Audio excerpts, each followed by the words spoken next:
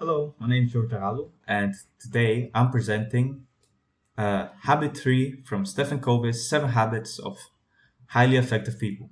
So, you might be asking, what is Habit 3? Uh, Habit 3 focuses on putting first things first. It's about setting priorities, overcoming procrastination, and that is something I think almost everyone can relate to nowadays. It's so easy to get distracted on your phone, spend too much time uh, watching videos when you should be doing something more important like working on an assignment. By the end of this video, I hope you understand what this habit means, how to prioritize using Covey's framework, and the 6 different types of procrastinators. So maybe you can also identify yourself as one of the 6 types by the end of this video. Okay, starting off, I'll explain what habit 3, the concept of habit 3 is. Uh, so Covey's habit 3 builds directly on habit 2, which is about starting with the end in mind, knowing your goals. Habit 3 is about execution, actually organizing your time and energy around what matters the most instead of what's just uh, more fun, engaging, or urgent at the moment. Uh, to help me better explain, I will be using this whiteboard. As you can see, I would like to first draw your attention to the 4 quadrants. This is what it's called a time management framework, as introduced by Covey. Um, it uses these 2 axes, urgent and non urgent, as well as important and non important, uh, to build the time management matrix. So, as you can see, quadrant 1 is urgent and important. Some examples of this would be uh, assignment deadlines. It's something important, and uh, it's urgent if you leave it for last minute, a few days, for example. And now, quadrant 2 is non-urgent but important. Another example of this would be uh, also assignments. If you start working on them a few weeks in advance, then it's at the point where it's not urgent, but it's still important. This is where Covey says we should spend most of our time. It should be planning, being proactive, instead of leaving things for the last minute. And this is where most effective people spend their time. Moving on to quadrant 3, it's urgent but not important. A good example of this would be a classmate asking you to fill in a survey by the end of the day because they need it for their assignment.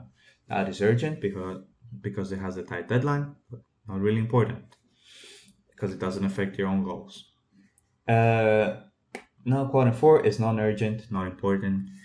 Those are just time wasters, distractions. A good example would be watching videos on TikTok or Instagram for too long, hanging out with your friends instead of studying for an exam. Anything that is non-urgent and not important. So the core idea of habit 3 is effective people live mostly in quadrant 2. They prioritize what's important before it becomes urgent. That's what putting first things first actually means. Uh, an example of this would be starting for an exam a week ahead. It would be quadrant 2. It's at the point where it's important, but a week it makes it non-urgent. Well, that depends on your definition, but versus studying for an exam with only 3 days before it's due. Then it's really urgent. You have a very tight deadline and it's something that's really important. So, if habit 3 is about prioritizing what matters, procrastination is basically the opposite, which is avoiding what matters until it becomes urgent, which is something a lot of us tend to do nowadays. It's really easy with social media and all the other distractions. Um, and interestingly, procrastination isn't one size fits all. Is actually, as you can see here, six procrastinator types, and each avoid tasks for different reasons. As you can see here, I have them listed out. One of them is the perfectionist, another one's overachiever. Then we have a dreamer, a challenger, an adrenaline seeker, and a roader. What does actually mean? A perfectionist is someone who delays starting because they're afraid their result won't be good enough. And I think we can write a keyword for each of them so it's easy to remember their their cons, their weaknesses. So a con or weakness of a perfectionist is fear of imperfection. I hope you can read that. Um, I can give an example of this. For example, when my first PPT portfolio was due, I only had a few days to work on it, and I knew I maybe could manage to put something together very last minute, but I knew it would not be um, very good work. I wouldn't get a very good grade, maybe not even pass. So I decided to just completely not do it, and that is uh, a good example of what fear of imperfection is. You know, it won't be good enough, so you don't start on it. You don't have to necessarily not do it, but delaying the start is the key word. Then we have overachievers. An overachiever is someone who takes on too much and then they can't keep up. For example, they just uh, keep on signing up for after class activities or taking too many shifts while also having to do assignments, and they procrastinate from overload. So they have too much to do, and then they look at it, they block, and they tend to um, get overwhelmed and not start on uh, their assignments. Another a keyword for this would be overcommitted. That is a classic trait of an overachiever.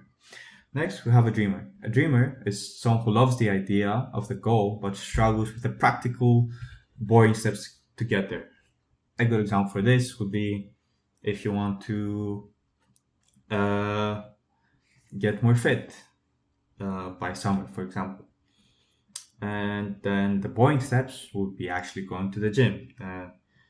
It's the idea is good. You want to look better at the beach, but going to the gym is actually something you're not very motivated to do. A good keyword for this would be big dreams, no plans or actions. Moving on to the challenger. A challenger is someone who thrives under pressure and deliberately waits until the last minute because they feel more motivated by a closer deadline. A good keyword for this would be deadline rush. So again, they just do things until they're closer to the deadline because they like the challenge. Then moving to adrenaline seeker, which is actually similar to the challenger, but they are more emotionally high, or the just-in-time pressure is what gets them going. The bit of adrenaline of finish something at the last minute, that is what they're seeking. So again, a key word for this would be thrill of the adrenaline. I think that's a bit self-explanatory. And lastly, we have roader. Sorry, I've got here R.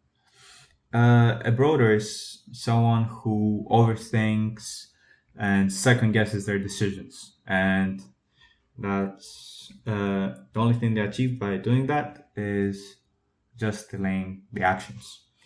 A keyword for this would also be overthinker. So, which one of these sounds most like you? For me personally, I would say more of a challenger. I like leaving things to the last minute because then I actually feel the motivation to uh, uh, do the assignment quickly on time and do it good. Otherwise, I don't really feel uh, certain urgency to uh, do the assignment.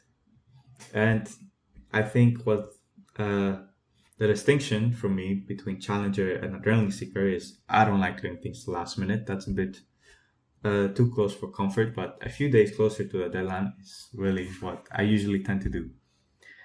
And that connects back to my own SMART goals this year about improving my time management. I did want to be a bit more effective. So in Q2, do my assignments when it's non urgent, but they're still important. So, for example, I wanted to um, start working on my assignments as soon as I was fully aware of them and finish them hopefully at least a week in advance. So, I want you to take a second and think which of the six types do you relate to the most? Understanding this is actually the first step to applying habit three in your own life because, uh, well, if you're like me, I personally had no idea about the six different procrastination types and their um, their downsides, let's say, their habits, the way they work. And by identifying the patterns, then you're able to prevent them, which brings me back to habit three.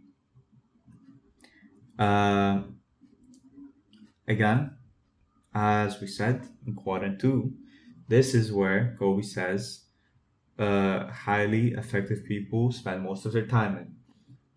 If you realize which which procrastinator type you are, you know the pattern, and then you can spend more time preventing yourself from uh, falling into your bad habits and actually start doing what's important when it's not urgent. So, um, recognizing your procrastinating type is a practical tool to help you catch yourself and shift toward better prioritization. And that is all for habit three. That is, again, putting first things first. I hope you understood the four quadrants, which is a time management framework or matrix, and the six different procrastinator types. And thank you for watching. I hope this helps you think differently about how you manage your own priorities, and hopefully you can challenge yourself. Try to recognize which type you are and try to be more effective. Thank you for watching.